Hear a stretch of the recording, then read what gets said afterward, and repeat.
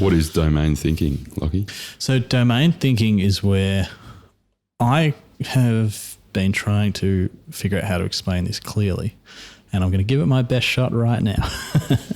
So domain thinking is where humans tend to attach ideas, thoughts and things to a physical domain or a physical area, I believe. So whether it's, say, you wear a soccer outfit at soccer, you don't feel comfortable doing that in a business meeting because that's not the attire of a business meeting, for example.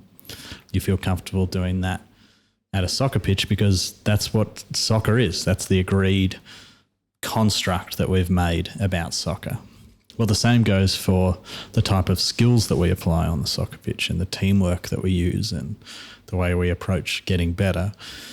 We won't transfer that to a business context because it's in a different domain. Our brains just have trouble with that sort of what he calls in this book abstraction.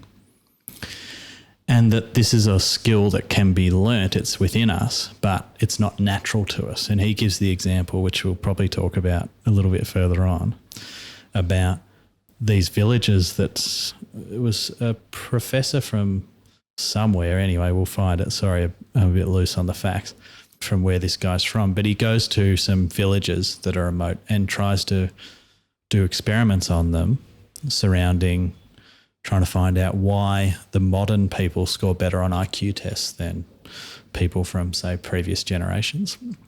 And it's got to do with the fact that the modern world teaches you to build this abstraction skill, to be able to connect different concepts, but not just by what's obviously directly in front of you and related to what you're doing. And so that is a simple version of this domain dependence where as you get better at that, so I can tell that that's a cup, this is a cup and that's a cup, even though they all look different.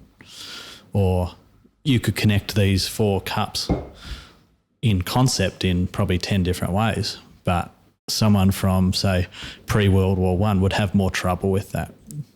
But you can take that concept further and start to connect different concepts and theories and stuff from thermodynamics into how a business works. You can connect the way that cactus grows to,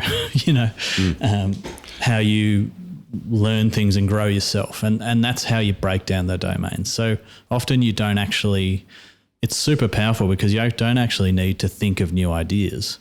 You just need to have the wherewithal to connect abstract concepts and also go looking for them in other areas.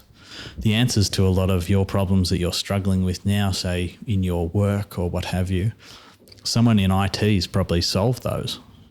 You just got to go look and steal it. Someone on the soccer team probably solved them. Yeah, they have related problems in the soccer game. Yeah, whether that's around team management that applies to team management in a business context, but because it's in a different domain, we often don't look at it because we think it's irrelevant. No, and this is where building a big mental network is really important, and this is something I've been trying to think about a lot too. Is that if you build a giant network of ideas in your mind and connect these different areas, you can start to solve problems that you couldn't before just by this kind of comparison that you can do. Great. Well, we know one major notable example out of the book that he touches on, which is Charles Darwin. And Charles Darwin was renowned for how many pen pals he had. I can't recall the number, but there was 13 different categories of pen pals that were kind of pulled out by the psychologist who ended up going through all his journals, and I think he actually wrote a biography on him. He'd love Twitter. Oh, he'd absolutely love it. And hashtag molecular biology. There's some nerdy jokes. And hashtag HMAS Beagle.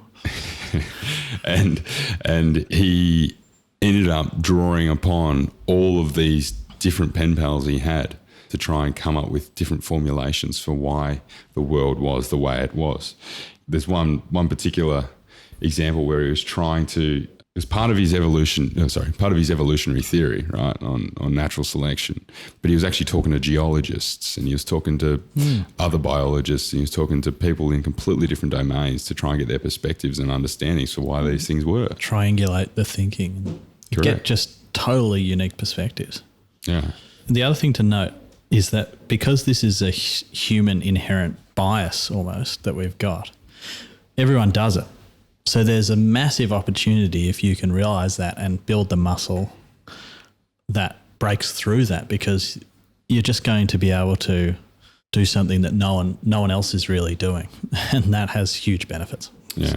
And I think the really important thing is the fallibility of our memories, right? And recognizing the fallibility of our memories, which Darwin also did at the time. So he wouldn't just be writing these letters and building these networks and communicating with these people.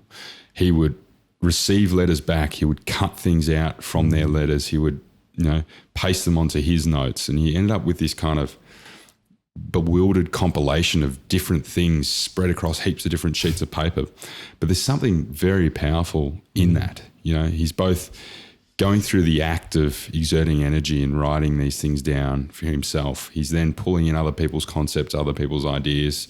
He's putting the physical, the physical touch of other things, seeds and, plant material and things onto his pages and putting them there for reference so that he can come back to them and draw on them later on down the track.